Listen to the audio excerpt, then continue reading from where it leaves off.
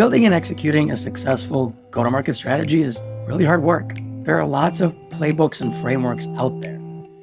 The problem across most of them is they're missing a critical piece. They confuse the desired outcome, which is generally revenue, with the source of said. We all want growth. Every executive, CEO, founder wants to see their organizations grow. We all have revenue targets to hit. Marketing leaders, sales leaders, partnership leaders, etc. We all have revenue targets and growth targets we're trying to hit. Nothing wrong with that. That's an outcome. And this focus on revenue, on the outcome, causes us to do things in a way that actually doesn't work. That's not conducive to successful go-to-market. It causes us to do things that we never want done to ourselves. We were the prospective customer. Things like funnels, automated spam, clickbait, a sales-centric sales process where we're being qualified versus being consulted through the sales process. And noise. Lots and lots of noise through a variety of Me Too messaging and cold outbound, cold email, cold calls, targeting ads that aren't relevant. We've all seen it. And yet, a lot of organizations do the things that we ourselves absolutely. Why? Inherently, we all know that relationships are critical to business success. When we ask business leaders where their revenue comes from, their answers are unequivocal. It's some form of relationships, partnerships, employee referrals, client referrals. If revenue is an outcome of great relationships, then we need a go-to-market framework that focuses on building revenue-generating relationships. That's what relationship-led growth, or RLG for short, is. It's a go-to-market approach that builds affinity at scale to help you start more conversations and nurture revenue-generating relationships across your entire industry ecosystem, and creating a flywheel that exponentially scales referrals. Here's how it works. The key to successful relationship-led growth execution is building what we call the Relationship Velocity Flywheel. Now, before we get into the details, let's first define what a flywheel actually is and why it's a better mechanism for growth than a funnel or a waterfall. A wheel is a heavy revolving wheel in a machine that is used to increase the machine's momentum and thereby provide greater stability or a reserve in available power during interruption in the delivery of power to the machine. Sounds pretty technical, but there are 3 key words that we should take away from that: momentum, stability, and reserve. Those are all things we want in our business as we grow and scale. From a financial perspective, this means more revenue, momentum, better margin, stability, and better cash flow, reserve. Again, all things we want in our business as we grow. So let's talk about that relationship velocity flywheel in particular. A flywheel needs something to be mounted on and to rotate around. In the case of RLG, the critical component that the flywheel is mounted on is culture. I know that culture can be fuzzy and the definitions are very diverse. We're going to define that right now very specifically and clearly. First of all, culture and brand are very intricately interconnected. They're almost synonymous. Culture isn't only your shared values and ethos. It is also your core differentiator.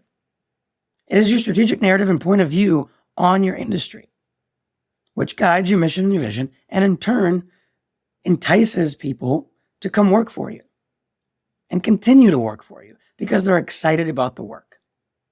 Because if your people don't get why you're different, don't get excited by it, can't communicate why you're different to someone else, and either can't or don't want to evangelize that differentiator, how can you possibly expect to effectively scale the organization, to effectively grow and sell to more and more customers?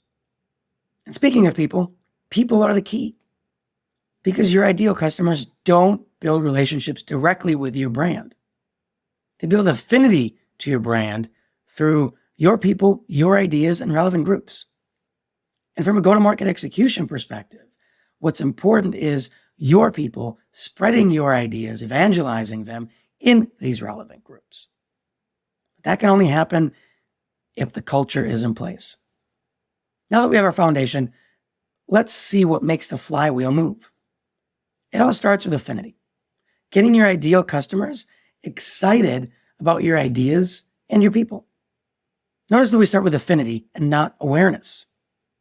That doesn't mean that awareness is not important. Of course, we need people to be aware of your product or service, but you can buy awareness.